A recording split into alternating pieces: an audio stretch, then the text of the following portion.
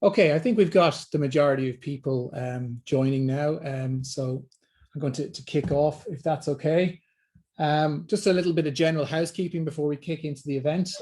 First thing to note for everybody is that this session is being recorded.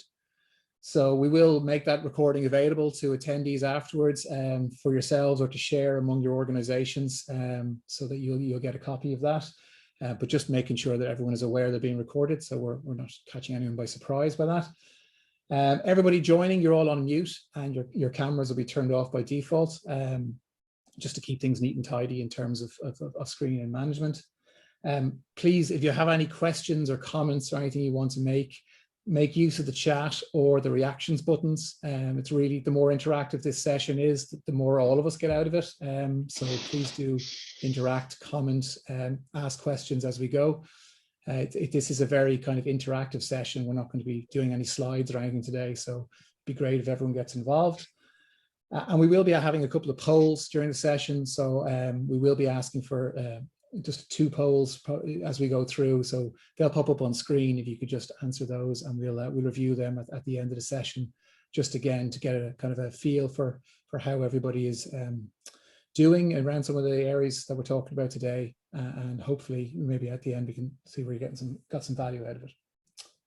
Okay, so I'm just going to get into the intros. So as I said, my name is Paul Connolly. I'm head of consulting for CWSI. I've been in IT and security for over 21 years now, which I suppose makes me a veteran. I've been working in the area of mobility and digital workplace, digital transformation specifically for the last 7 years. And most of what I work with organizations, public and private, around is their mobile strategies, how they can derive business value through remote working, through mobile technologies, and through cloud computing. So that's that. And also do an awful lot of work around ensuring that while you get all that business value, that you don't compromise on the security side. So that's me. I'd like to invite each of the panelists to introduce themselves briefly, to give a bit of background, and I'd like to start with yourself, Tim, if you don't mind. Hi, good afternoon, Paul, and good afternoon, everybody. My name's Tim Willoughby. I'm currently Head of Digital Service and Innovation in An Garda Síochána. I've been in the role for 4 years now, which is an amazingly quick journey. And I suppose I've spoken to all of the panelists in many different ways, in many different things over the last 4 years, trying to build our project together that I'll be talking about. My background just is I've been in IT for similar, it's possibly longer slightly than Paul, but I did start in a different way in that I started my life building and designing motorways and roads in County Council land in Kildare County Council. So started out that way, and I got to a point where we use more IT to build and design roads than enough, and I started going down that route. So thanks for the opportunity to speak to people today, and I look forward to sharing some stories later. Thank you very much, Tim. I suppose we've you partly to blame for our traffic system, so. But Johnny, if you don't mind introducing yourself there now. Thank you, Paul, and good afternoon, everyone. Nice to meet you. So I'm Johnny Watkinson. I look after our UK and Ireland public sector business at NetMotion Software. And I've been with the company for just over 4 years now. We work with around 4,000 customers worldwide. We're a US software company with offices dotted around the world. I also look after our relationship with the Guards, the Irish Guards. So work closely with Tim and team. I look after our partnership with CWSI, and I'm involved in our relationship with Losing the Wires and Samsung as well. So good to meet you all, and thanks for the introduction, Paul. Perfect. Thank you very much, Johnny. Adrian, if you wouldn't mind going next. Thanks, Paul, and everybody else. It's actually great to be here this afternoon. So my name is Adrian Mcinerney. I'm the General Manager of the Samsung Ireland Enterprise business. So I have overall responsibility for mobile, tablet, our Knox platform, and also our professional display solutions. As of yesterday, when we announced our re-entry back into notebooks, I'll have that business responsibility probably for the second half of the year.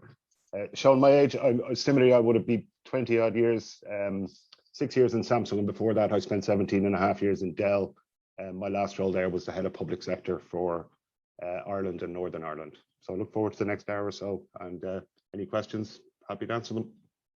Perfect. Thanks, Paul. Thank you very much, Adrian. Rob, you can go next, please. Thanks, Paul, and hello, everyone. My name is Rob Nice. I work for a company, or my own company, called Losing the Wires in the UK.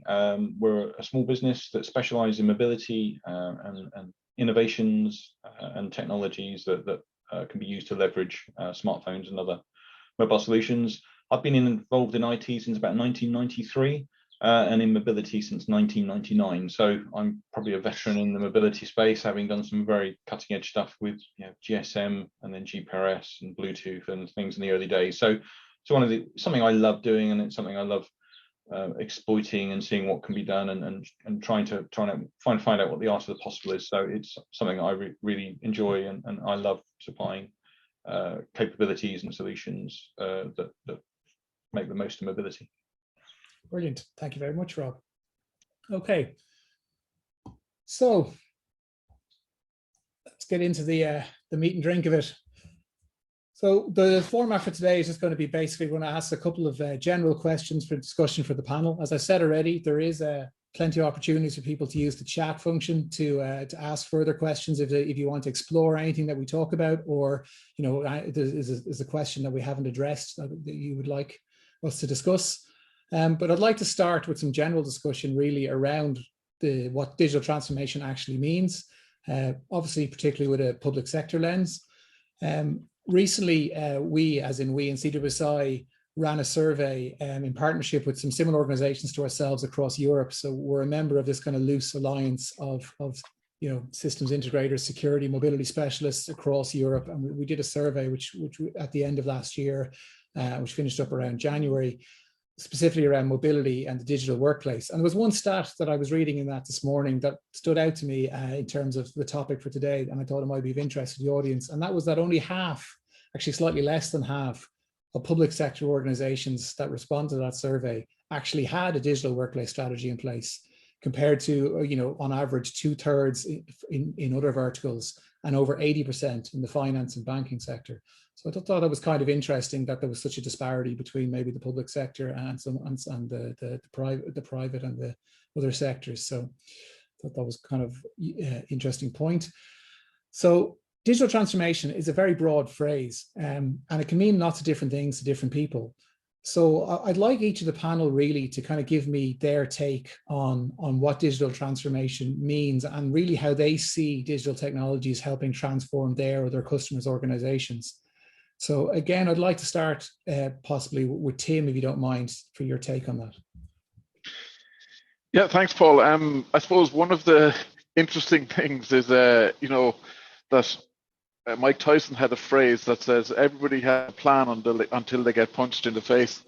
And I think if you look at the last year we've had, it's up, and then review the plans that you might have had in 2019.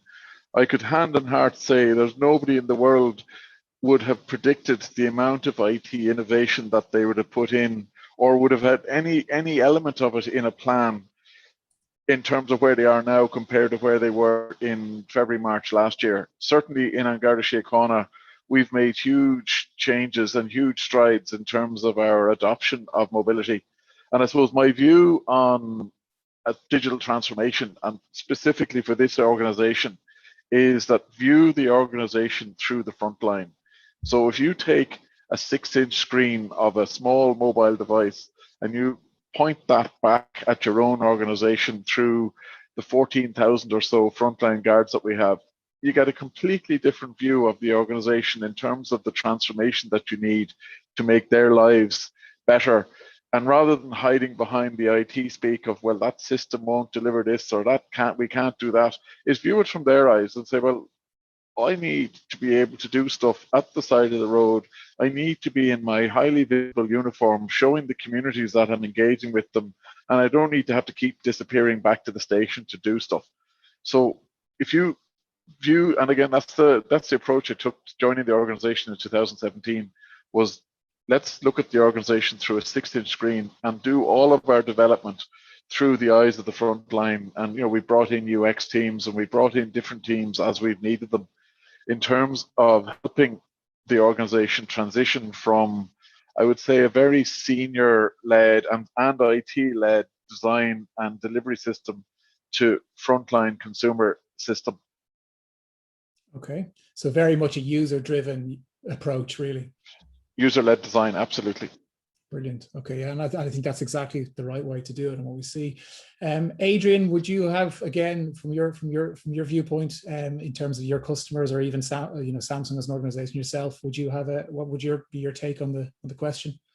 Yeah, I think historically we probably would have seen digital transformation kind of how organizations would take kind of a manual process or interaction and digitize that to speed up and create more efficiencies. I think where we've seen in the last certainly year and a half where organizations have had mobile as their first transformational project, building the strong and deep foundations has been a key part of that, right? So in our sphere, that's looking at not just a device, but how can we deploy that device quickly? How can we secure that device? We have a number of tools in our platform that will allow that. We've done a lot of work across organizations where the ability to remotely deploy mobile device management, configuration of devices over the air, and manage software and updates. So once that platform's in place, and devices can be spread out to users in a very, very quick and efficient way, then building on top of that becomes quite easy. So I'd certainly see in the last year, the organizations who've had the time to put those foundations in place have been a little more agile in delivering new products and services to their users. Yeah, absolutely. I'd 100% agree. I think a lot of the time, the plumbing is the important bit to have in place to do the really interesting stuff. And I think a lot of organizations weren't ready, necessarily for when COVID hit and they had to do things massively in a hurry. I think, as we were speaking to Tim earlier about mobile strategies, and I think a lot of organizations would have had to do one quite quickly, or at least implement it, even if they had it was only on paper. And we've seen some, incredible organizational change in terms of their capabilities, particularly on that platform and delivery side. And you're absolutely right. If you get that bit right and you get your governance right, after that, you're just building on what the business actually needs and going out, as Tim said, and looking back into the organization and going, how do I leverage this platform and deliver value? So very, very interesting. Adrian, Rob, if you'd like to maybe give your viewpoint, considering some of the interesting projects you've been working on. Yeah, so I mean, historically, a lot of the projects I've worked on have been taking paper-based processes for field service teams or other similar end users, giving them mobile technologies, and then enabling them to work much more efficiently, deal with work jobs, record progress, etc., and then also use the technology to efficiently move them from job to job, so they're doing as much as possible in a shorter time and not spending vast amounts of time on the road. I mean, those are the traditional older type of projects. More recently, I've been working with police forces, and they're looking at taking their smartphones and making more effective use of them. Some of the projects that they've had traditionally have been taking paper-based processes, and they have quite an established set of tools that have replaced those in the past, and those can then be utilised more effectively on some of the products that we offer. Other customers in the financial services industry I'm working on at the moment are migrating between EMM platforms, and that's happening at a time when COVID's here. So that's been quite challenging for them, but it's also around how can they make more use of some of the smartphones they have. So deploying a Citrix workspace client, for example, or a VMware client or something like that onto the smartphone, and then using that to consume those systems via a large screen or something that they plug it into that's more mobile. Those are some of the other projects I'm working on as part of that sort of making more effective use of the technology they have, and particularly at the time when people are being forced to work away from the office. As we've seen, there's been a lack of technology, lack of laptops or lack of other technology. So if they can do something with their existing technology that means they don't have to find a laptop, then that's been really good for them, because they're making more effective use of it. Yeah, I think that's really interesting, because smartphones in particular, like especially at the kind of corporate enterprise grade phone that you would use in public private sector, they're not cheap. Adrian could smile at me there now on that one, but they're high powered devices. I remember getting my first Samsung Note 3, I think it was, back a few years ago, and it had 2 gig of RAM and a fairly hefty processor in it, which was not a million miles away from the laptop that I've been running 2 or 3 years previously, but with a much more slick OS. So, you know, there's a huge amount of horsepower and capability in people's hands. And then you've got the advantage of things like cloud technology, virtual infrastructure, you know, virtual applications, all these tools available. I think there is a huge opportunity out there to try and consolidate, you know, the number of devices that people have. And obviously the holy grail is that you would have a single device that would do everything, and you just plug it into different types of stations. Either they could be remote, or they could be wireless or plug-in, so you can work in different contexts. I think that's where we'd all like to get to at some point, and I think we're getting much closer to that. So it's particularly with the kind of tools like that you have there, Rob, with the laptops and those other type of technologies. So Johnny, just the same question to you, and I know also that there's a big focus on improving the user experience while traveling around. So I think that's also very important on the, you know, as to Tim's point, you know, user-driven change is what we're all looking at. But I think the NetMotion themselves, you also have pivoted in a way, I suppose, from just connectivity to also improving the user experience. Yeah, absolutely, Paul. So, you know, digital transformation to us is all about changing the way people work, you know, transforming processes, evolving processes. We support customers in enabling their workforce to work anywhere seamlessly. And that's what the, you know, user experience is all about to us. So moving away from traditional secure remote access software, like, you know, traditional, more conventional VPN technologies, towards something that is geared up to help our customers move their applications to the cloud, but maintain control and visibility of the data, irrespective of whether you're tunneling that or not. And yeah, absolutely, Paul. User experience is our sort of main differentiator. And what that means to us is as I said, enabling users to work seamlessly from anywhere, but also enabling companies to service their users proactively, you know, outside the office, in the same way that they would do if they were sat at their desks. Okay, thank you very much, Johnny. Okay, I'd like to move on to our next question now. So again, going back exactly to that topic around seamless user experience. So, you know, we all talk about a seamless user experience. It's kind of funny, when I started out in IT, the user was almost an afterthought. It was here is your laptop and here is the tool and you will use it and there will be no complaining. And if anything went wrong, it was the user's fault. Whereas now I think we've completely pivoted, primarily driven by consumer mobile technology. That's, I think, has been the primary driver in the expectation levels of what your end users in organizations expect. They go home and they have an iPhone, a Samsung, or whatever they're using, and they can seamlessly do their banking, share data, you know, create projects, draw pictures, and it's just share with anyone they want, do whatever they like. And it's all easy, intuitive. They don't have to do a 6-week training course on how to use any of these tools. And I think that's the expectation that we all have to live up to now as providers of digital services. We have to be able to get something out to end users that's intuitive, that isn't a huge barrier to entry, and that delivers value like very quickly. There's a stat that I always use in terms of mobile application adoption. So if you download an app onto your phone and you can't figure out how to use that app within 30 seconds, you'll probably delete it and you'll probably never go near it again. Now, if you think about corporate software, that's unimaginable. You know, most people would have training programs. In my background used to be call centers. We'd have 6 weeks before you let someone on the phones, because you'd have to go through that to learn how to use all the various portals and tools to be able to do their job. So I think the user-driven approach is that's where it's coming from. So what, in terms of each of your own opinions, is key to improving that user experience? And this time I'll start with Rob, actually. I think for me, it's around being able to have the same experience irrespective of the device or platform you're working on. So, case in point, if you're used, you know, a lot of millennials or people coming from school, they may not use Windows, for example, at school. They might use Chrome OS because, you know, it's a Google Academy school.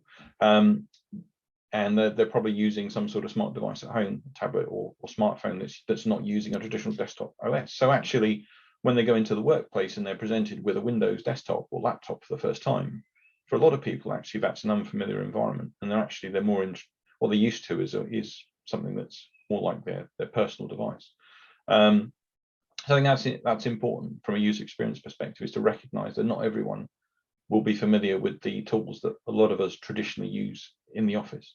And on top of that, it's around the experience of switching between networks, for example. If you and then I think this is when NetMotion can potentially come in some area, because if you switch from Wi-Fi to 4G and then back again, sometimes there's a disconnection and the user experience isn't great because you're in the middle of doing something and it stops working, or the application just says can't connect anymore.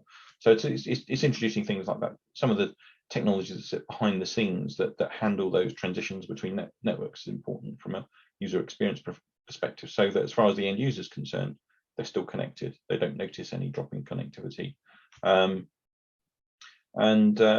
I think that's important for user experience, is ensuring there's a seamless experience across any platform, any device, but also when you're connecting and changing bearer, there's a seamless experience as well. Yeah, no, definitely. I think that's a really interesting point about the people coming in without a Windows experience, because typically the people driving any digital strategy are people who've been in the industry for a while and would have probably be more familiar with Windows and less familiar with different new OSs and app-driven approaches. So I think that's really interesting that you have those voices in your group when you're driving and creating digital strategy. It's a really good point. So just on the actual the fact that you mentioned the switching of networks and that element of user experience, I'm just going to go to Johnny. If you want to just, is there anything you want to add to what Rob mentioned there around that? Okay. Ironically, Johnny appears to have lost audio. So blame the network. Okay, so Tim, what's your viewpoint on what a seamless user experience, particularly in light of what is a more unique, maybe working environment for some of the customers of your digital services? Yeah, absolutely. I think it's obviously we're a customer of some of Rob's tools and some of Rob's innovations, so I can highly recommend some of the different things that we're getting from there. But I suppose the journey started for me about when I started 4 years ago, and the ask of the organization was to give me a number of guards who have different scenarios with different backgrounds, who could come together and help to design the future, rather than, as you said, that me coming from a technical background with an engineering flair. We needed guards from the front line to actually help us design, and we still use those guards and have added more and more champions across the Garda network, and they help us to design the experience, to design the tools, to help us to understand their needs, rather than us giving them a tool going, here you go, go out there and do your stuff. So an awful lot of our thought is around how will they be able to use this. And again, obviously they have to use it at the side of the road. So one of the things we're very conscious of, that no matter which partner we're currently working with, our partner, but no matter which partner, there's different parts of the country where they don't have full 100% coverage. So what we did was we put an awful lot of technology into our vehicles, so that even if the mobile device doesn't have coverage, we then have coverage in the vehicle. And we put a huge amount of effort into doing that. We've also done the same in all of our stations. So every single station of the country is connected, whether it's with traditional broadband or with mobile technology, so that the experience for the rural guard is the same as the experience for the guard in Dublin, and that they all have access to the same systems, they all have access to the same technologies. And I suppose as part of the COVID learning is going back to Adrian's piece talking about the devices, and your piece talking about, the devices having 2 gigs of RAM. The devices we're pushing out in the Frontline now have 12 gigs of RAM. So they've more RAM than my laptop, which we're using for this call, and basically that means that every single guard, when they're connecting, is getting a good or better experience than somebody on a Windows machine. And using virtual technologies and the cloud technologies you have, they can get access to back-end systems no matter where they are. And again, that was a huge selling point for the Frontline, that we're not just dealing with Dublin, or this isn't for senior people. This is for everyone. And particularly the story that we're servicing the rural guards as much as servicing the city-based guards who have more access. So I suppose equality was one of the driving goals, and obviously ease of use is absolutely for people in our UX and user-led design team, and their constant job is to make sure that what we do is usable by everybody rather than just the person who designs it. Very good. Yeah, I think that's very, very key. And then finally, Adrian, just as our representative of that consumer electronics world, who I think have driven a lot of this change in user expectation, is there anything you'd like to kind of add to this in terms of, where Samsung sees this going? Or really, I think, because you had your event there the other night with some interesting announcements. Was there anything you'd like to add in terms of where Samsung sees the user experience going? Yeah, well, I think there's a couple of aspects to that, and the audience here is an interesting one. Like, fundamentally at heart, Samsung is a consumer electronics company, right? It's kind of 80% of the business. So the focus on the UI across every device we have, be that from a mobile phone to a a smart fridge to a TV, has always been top of mind. So if you look on mobile, for example, we build an overlay on top of Android, designed to make ergonomics easier, the menus, splitting screens, and stuff like that. But what we have seen is companies taking that from a business level. So can they enable VC on half a screen and notation, for example? Or last year, we launched some large foldable devices where multiple applications could be run in tandem. And we're starting to see organizations looking at ways to use those. I think we've gone a step further, certainly in the last year or so, primarily due to the power in the devices is around how can we extend that not just from the mobile device, but also to be able to use our devices as a desktop, be that wirelessly connected to a TV or a smart monitor. And where I think that comes home a little bit, I'm not sure if anyone, give you an example, has tried to use Excel on a mobile phone. It isn't the greatest user experience in the world, but suddenly if you're able to wirelessly connect to a smart dock or a smart TV or a monitor with the power in that device, you absolutely get the same user experience as if you're using Excel on a laptop or a desktop. So today we see kind of phones and tablets being used not just as their original purpose of that, but across the consumer side. So we have devices being used as, a phone and a scanner, in the Garda's case for ANPR on the using the camera. So from a user perspective, I suppose the key from us is that it's intuitive and in most cases seamless as possible, which is why pretty much everything is wireless. Very good. And I think that's another good point. It just generally to the audience is something that once you start releasing devices like this into the wild, obviously you'll be focusing on your core suite of applications and tools, but you'd be probably pleasantly surprised at the amount of innovation that's potentially out there within your own company and your organization. In terms of how people will use those devices. I've heard anecdotal evidence that the most useful thing on a phone has been the fact that it has a camera and a torch, because depending on what the person does. So there's a huge amount of opportunity to drive further innovation and transformation just by enabling people with devices.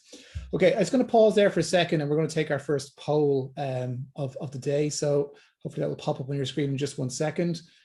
And the question we're asking here are, what are your key objectives from a digital transformation project? So we've kind of given, the three most common answers there. So if everyone wouldn't mind completing that poll there now, and then we'll continue on now in just a second. Excellent. I can see the answers flying in there now. Okay, perfect. Okay, so on to the next section. Tim, as someone who has, as we've heard already, successfully deployed, I think very successfully from the point of view of those of us involved, I think, a major digital transformation project within Ireland Garda Síochána. There was a couple of questions I wanted to dig in with you specifically, just maybe to give the audience a bit more of an understanding of what it is that you've actually done, and really how, the scale of the change that has come into the organization. So I suppose the first question that I'll ask you is, how has mobility, helped or been an integral part of An Garda Síochána's digital transformation journey? I suppose the simple answer is, like, if you look over the last year, we started 2020 with the plan to roll out 2,000 frontline devices, which were Note 10 pluses, and they were to basically have really roads policing, community policing, visible policing, and give them the tools to do their job at the side of the road. And we achieved that goal, albeit the plans for face-to-face training and all of those things obviously changed completely. But I suppose last March, we then made the decision that we needed to obviously have more supervisors being able to be contactable. We created Garda stations in places where there weren't Garda stations. We transformed training rooms into places where guards could sit. So we rolled out another 2,500 kind of back office devices, which were the Note 10 Plus is what the frontline got, and we got S10 devices for all of our sergeants and for quite a number of the Garda staff side, which is the civil service side that I'm in, and so that they could all continue working, but working from different environments. I suppose the huge changes that you'll have seen is that our Garda Information Service Centre, which is based in Castlebar, which we know as GISC, Garda Information Service Centre. There's 160 people in a call centre there who are now all working from home, all using their mobile S10 device and connected to what I think Adrian called a smart monitor, that basically using their phone, connecting directly to the monitor using a USB-C screen, and using this technology called DEX, which is a desktop emulation. They're able to run then, using our VMware environment, they're able to run a full screen on a 27-inch monitor. They can run a full screen environment of Pulse and the call center technology that we want them to run, all from a phone. And because the phones are powerful, they don't notice any difference than if they're running it directly from a desktop within their call center. And we've done the same with all of our different call center teams around the country, that they're able to work from wherever they are. So I suppose in terms of numbers, we committed to and purchased and have rolled out over 1,200 of those screens. So if you go into any of the big Garda stations, whether that's Naas or Mallow or Limerick or Dublin Castle or anywhere where there's large amounts of guards, there's pods of these screens sitting over 2 meters apart, and all that's coming out of them is a USB-C lead. The guard goes in, plugs their phone in, gets onto a virtual desktop, and then has full access to Pulse or whatever back-end system they need to do their jobs. And obviously they can print from there, they can do and continue their work. And I suppose that the same thing we came across through Contacts in Air, we came across Rob, who was selling a device for the side of the road that does exactly the same thing, but it looks and feels like a laptop, and it's called a lap dock. And basically we've deployed a good number of those, not only to visible policing, and again, I've broken it down into visible and invisible policing. So a good number of them, and if you look at our Twitter feed, invariably any day of the week, you'll see a picture of a guard standing at the side of the road, and they'll be on the roof of the car or on the bonnet of the car or in the boot of the car. They'll have what looks like a laptop, but it's actually just an extension of a screen and a keyboard from single cable that they can use to access back office systems that we haven't yet enabled to use on the phone. And I suppose it's transforming the organization, again, through engagement with the front line, because I suppose my simple view was, if you want to make major change, you could do the small number of senior people or a large number of frontline people, and to make it sustainable and to make it actually transformational, the frontline transformation happens, and it'll drag the back of the rest of the organization with you. Yeah, I think that's a really good point. I think often when I speak to organizations, one of the keywords I talk about is momentum. And I think that the key to driving any successful change program is looking for ways to gather momentum, and that's exactly a perfect example of that. And that's I think one of the reasons why you've been so successful. And then just to drill into that a little bit more, I think, and especially for maybe anyone on the audience who isn't overly familiar with what the normal kind of operational duties of a police officer would be, and how big a change it is to be able to complete some of these on a mobile device, just around benefits and efficiencies. I think even just in the roads policing example you gave, where these guys came from to what they can do now is pretty impressive. So yeah, I suppose working with them initially, we obviously, the biggest challenge that the guards have, and a lot of the headlines that I was seeing, and people who know me were saying I was mad joining the guards with all the headlines that were in place in 2016 and early 2017 with breath tests and with data quality issues and all of those things. And an awful lot of the challenge that we have is that, particularly at the roadside, is the guard is expected to look up and understand about vehicles and insurance and driver's licenses, and we don't own any of that data. The insurance industry own the insurance data, and the Department of Transport is responsible for the data about the vehicle. The Road Safety Authority are responsible for penalty points. So the guard was trying to be responsible at the side of the road for data that they had no control over. So what we've done is put a whole load of obviously technology in to make sure that we get the right data to the guard. Doing workshops with them and working with our UX team, we did a series of workshops with a lot of people across the organization and came up with a series of principles. The one that they continually use is once and done. So can I start and finish something at the side of the road? And then, behind that is obviously that it has to be mobile first, and there has to be a data quality. So all of the apps that we've given them are service-led apps, but basically they get the data they need when they need it. So Adrian, I think, mentioned using the camera, and we use the camera to scan. We don't take photographs. So we scan the driver's license or we scan the number plate of the vehicle, and all we're doing that is to save typing in. So we're not taking a photograph. It's just the optical character recognition, OCR, of the number plate. So it just puts the number plate into the back end system. What do we know about this vehicle? If there's no problem, drive on. And if anybody has seen one of our new checkpoints, and we've obviously had a lot of practice over the last year of doing checkpoints.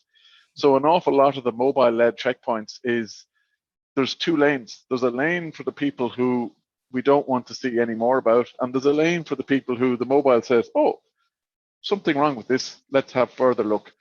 And I suppose in marketing terms, you call that segmentation of your customers.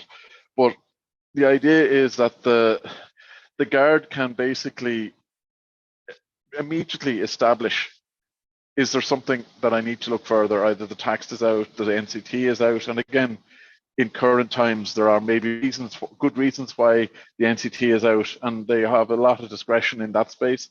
And but there are things that we'll be told. And then the next thing we did was we developed a fixed charge notice app, or FCN. And traditionally, the guards would have filled that in on paper. And typically, they'd write it down into a notebook. They'd go back to the station. They'd fill it out onto a book. They'd take the page out of the book, and that would be sent to the sergeant, who'd then get it together with all the other ones from his team. And that would be sent to an office in Thurles, where they type it all in, and basically then it would come out in the post in a couple of days after they typed it in. But it could take 50, 60 days elapsed time, depending on where the sergeant was, where the guard was, how long it took them to finish it. Could they get enough information to look up everything they needed when they needed it? All of those things. So now we have that down to some of the guards, your listeners will be horrified to hear, can do it in less than a minute. So they can get a ticket onto the back end very, very quickly. And again, data quality, there's no data entry for the guard. So they're using select boxes, they're using their camera. We've got rid of all of the data entry, and that we've increased our data quality. And obviously we're still working with the Department of Transport and all of the other partners, insurance industry, Ireland, etc., looking to increase the quality of the data and the experience of the guard. And there's constant feedback going between us. And I suppose over the last 2 months, or 3 months, we added in the fixed penalty notice, or FPN, for COVID. The guards, again, at the side of the road could put on a COVID fine if they needed to do that. Again, it was just something that we were initially staying away from, but we ended up having to do it because of the situation we were in. And it meant that, again, we increased our data quality. We're not using paper. And I suppose the experience of the frontline guard and the people who used to have to do data entry has changed. And I suppose we're now getting quality data coming back into the organization that we can analyze and use in a much better way than a paper-based system you could ever do anything with.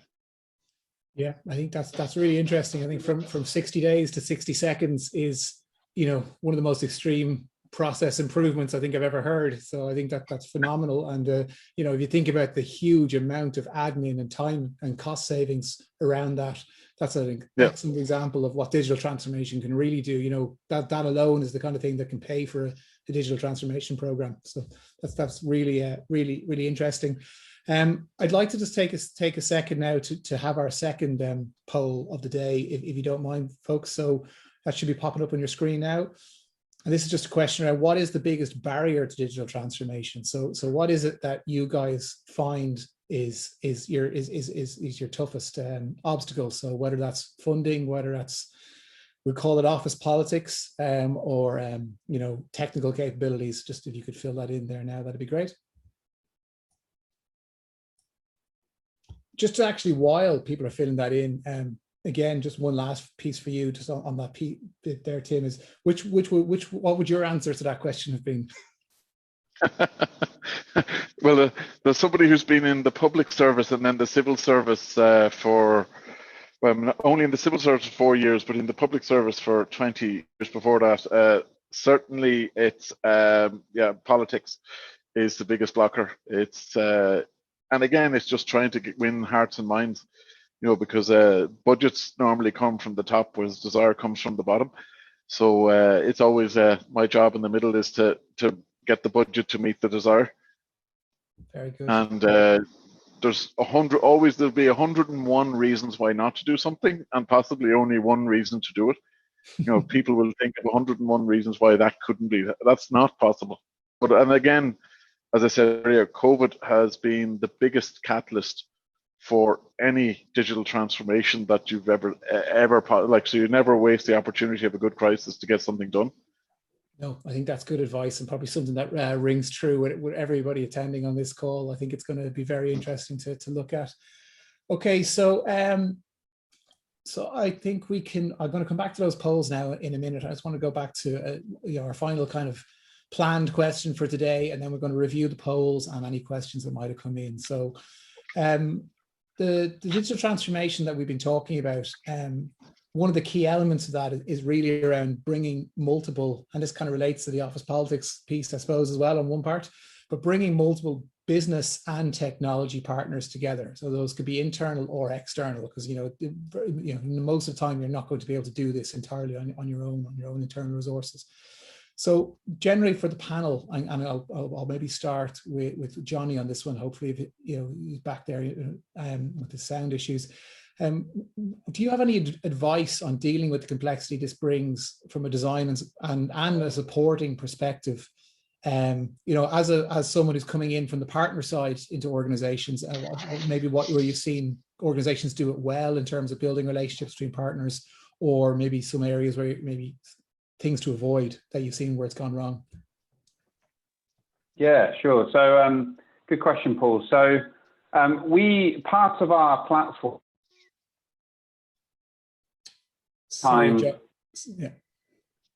Sorry, Johnny, you're just coming in and out there for a second. Apologies.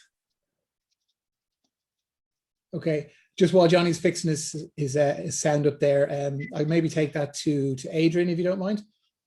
Sure.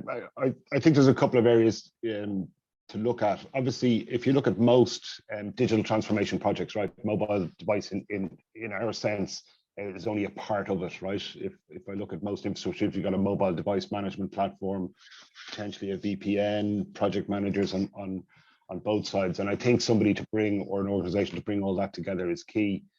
You've also got the operator side or the connectivity piece. So our view in the Irish market, and certainly in the UK and in Europe, is we work with partners, right? So we work with all the MDM partners, and hopefully they will complement, or we will complement their solutions. But definitely bringing them all together and having someone with the IP and the kind of the wraparound support solutions is often key to that. Very good. Okay. Rob, do you have a take on it? I definitely agree with that. I mean, one of the projects I'm working on at the moment is a migration from one platform, one EMM solution to another, and we're moving from to one where there's multiple moving parts, and actually getting all of those moving parts working together to deliver the equivalent or better capabilities is quite challenging. And some of those components aren't as mature as some of the products that the organization has used previously. So actually having a good working relationship with all of those partners and helping them understand where their products need to be enhanced to meet the requirements of the organization is pretty key to delivering an overall solution. And that's certainly what I'm finding at the moment on one of the projects I'm working on. And Rob or Adrian, do you find that organizations are increasingly looking for more than just supply of service, as in supply of devices or supply of tools? I know certainly here in CWSI, we've seen a massive growth in terms of tenders that are going out, people are looking for more. They're looking for a full managed service wrap around all these kind of services. They're not just looking for someone to come in and set it up for them and walk away, because generally their internal support functions, IT functions, don't necessarily have the skills to manage, a mobile project at scale. They might be very heavily Wintel invested and they have very strong skills there, but they mightn't have the Android or iOS or UEM modern management capabilities. Is that something that you guys are seeing as well in the market? Absolutely, yeah. So I think there's a couple of parts to it. I think the bringing it all together, and it goes back to what I said a little earlier on about having that foundation, right? But that foundation changes quite quickly. We as a consumer electronics organization launch 15 to 20 devices a year. There's a fairly significant Android update done every year.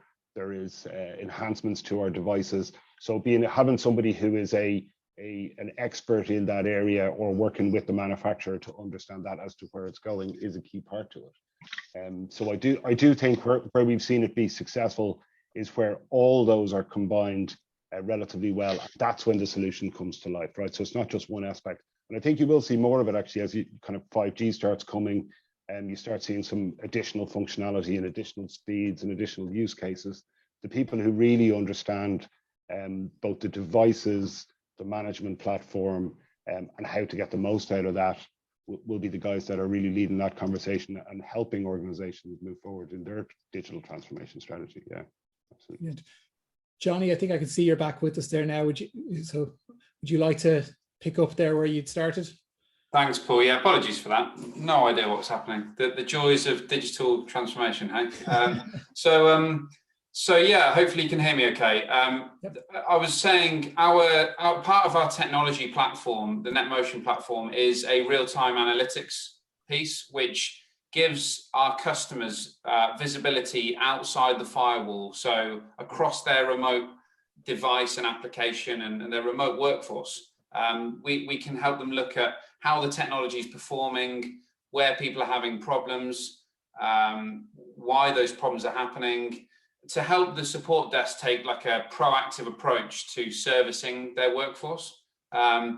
So yeah, just in answer to the question, I think it's all about kind of replicating some of the processes that you can do when workers are in the office and enabling the business to service the customers as best as they can to help the users service their end customers really proactively as well. So yeah, That's what I was going to say, Paul. So thanks for letting me cut back in.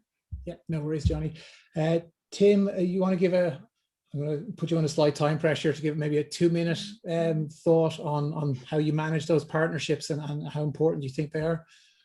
Oh, huge. I suppose like everybody here on the call are partners of ours in terms of getting our journey started. And yeah, I suppose as I said, we've had a lot of friendly conversations, but I haven't had to crack the whip yet. but but I think having a good working relationship obviously is huge, and understanding and having the right people doing the right job. You know, the piano player playing the piano, and that everybody has the right job, and understanding their role in terms of the technology, the delivery, and I suppose we built up our portfolios slowly. I know I was probably working with NetMotion before I even joined the organization, in terms of thinking about, when I knew I was joining the organization, I was thinking about how are we going to secure the future. And I started that journey, like as I said, late 2016. And I suppose as we've grown, we've added in the different components that we've needed. And I think as Adrian says, the 5G is going to be another crisis. No different from us, in one way, in that how are we going to manage the billing and the data and all of that stuff from a public service point of view? No different from the crisis we're currently going through internally in terms of Android 11. Is that going to change completely our model for how we currently run our devices? So, but I think it's understanding the problems and then working out who's best to solve them, and which of the partners that we have working with, and as you say, do we need new ones or do we move on? Brilliant. Okay, thank you very much, Tim. So I'm hoping that we can get the poll results up there now. I'm going to probably do them in reverse order because I can see the one for poll 2. So the biggest barrier question.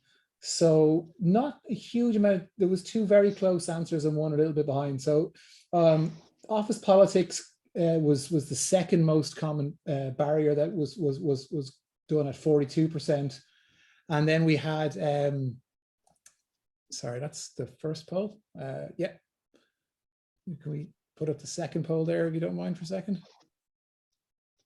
I'm just trying to make things complicated for my supporting crew here. So office politics was 42%, funding was 48%. So a lot of people feel that funding is a significant problem. So that's interesting. I think, we probably wouldn't have time to go into today, but I'm sure Tim could share some insights on how you can come up with clever ways to get your goals. And Sure. Then technical support is way behind. So obviously a lot of people feel that they've got the technical capabilities. It's other reasons as why they don't succeed. And then if we could go to the first poll there now, please.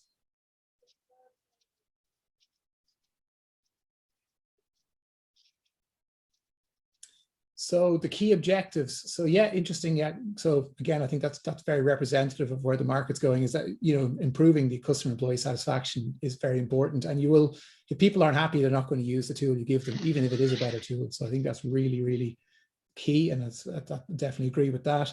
Improving productivity. Obviously, that's one of the reasons we're all here as a support function in IT or service delivery. And security. So yeah, security is one thing I'd like to come back to. So we had a couple of questions in from the audience. Unfortunately, I won't be able to have time to go through them all. But one that did come out there was, how do you balance user experience and security while improving your digital transformation strategy? And I know for me, my comment is always that security should be a given. It should be transparent. So no project should even start if you haven't figured out what the security layer is going to look like. And the end user really shouldn't care about the security. If the security is getting in the way of them doing something, you've probably architected it wrong. Now, I know many of us work in an environment where security and highly regulated areas is absolutely key. But you can deliver it without getting in people's way with modern technologies. But I'd like to open it up to the panel there if anyone wants to give me their own kind of opinion on that question. Yeah, Paul, Johnny here. So we're seeing a lot of customers, with, like I said earlier, trying to migrate to the cloud. And with that comes new challenges around how do you maintain the security, the visibility, the control of that traffic. There's new ways of doing things. There's zero trust network access. There's CASB solutions that you might have heard of. that are all sort of modern versions of the more traditional VPN approach from a remote access standpoint. I guess the answer from our side, specifically around remote access, is trying to balance that with user experience. So configuring it so that the user doesn't even know it's on the device. You mentioned there the security shouldn't get in the way of the users. They shouldn't even know it's happening in the background. We should just make it that there shouldn't be any interaction required from the user to think about what they have to connect to and how they should be connecting to it. I think that's what we're trying to support our customers with. Okay, thank you very much. So we had another question come in there. Bear with me 1 second. Yeah, so how much of digital transformation is around training? So I guess how important is training when rolling out new technology like this? And I think as well, Tim, you alluded to training is particularly difficult in the recent environment, because face-to-face and stuff is pretty much off the table. So you might maybe give us a take on what that question.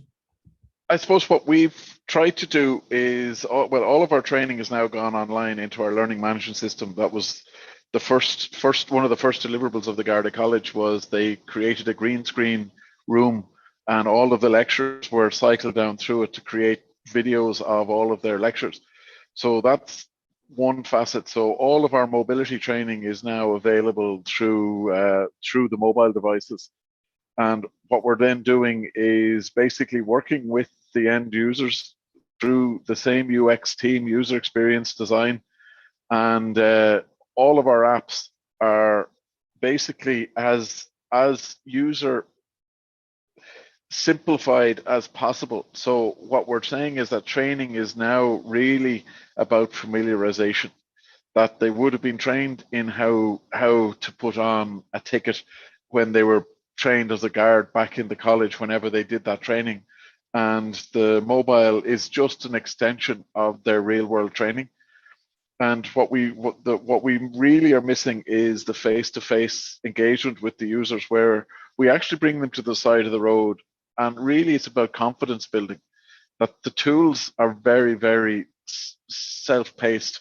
They're very simple to use, but if you've never used the tool before and there's nobody there just looking over your shoulder to say, yeah, just press that button. Yeah, it's the confidence. So we've been using a champions network of guards, where we've placed senior or guards into the different divisions, or the sergeants who are in charge of teams, and we try and do as much training as possible or familiarization with them, and then they work with their teams, because obviously we can't go down and do anything with them. So it is a challenge, but it's I suppose with the UX it's more about familiarization rather than sitting in a room for 60 days to learn how to use an app. I think if we have to do anything like that, we failed as user-led design. Yeah, I absolutely agree with you. Okay, I was conscious we're at time. So first of all, I'd like to thank all the panelists. I think that was a really interesting discussion. And for me personally, I think we could have easily gone another hour. I'm not sure how the audience would feel on that, but I'm also looking forward at some stage to meeting all of you in person again. We could have a conversation about this stuff. It would be good. I'd like to thank all the audience for joining us here today. I really hope that you found the discussion useful and insightful. Especially hearing stories from someone who's lived this, and it's not just vendors telling you how you should do things. If anyone wants to contact me, I just want to make sure that I'm sharing the right screen here.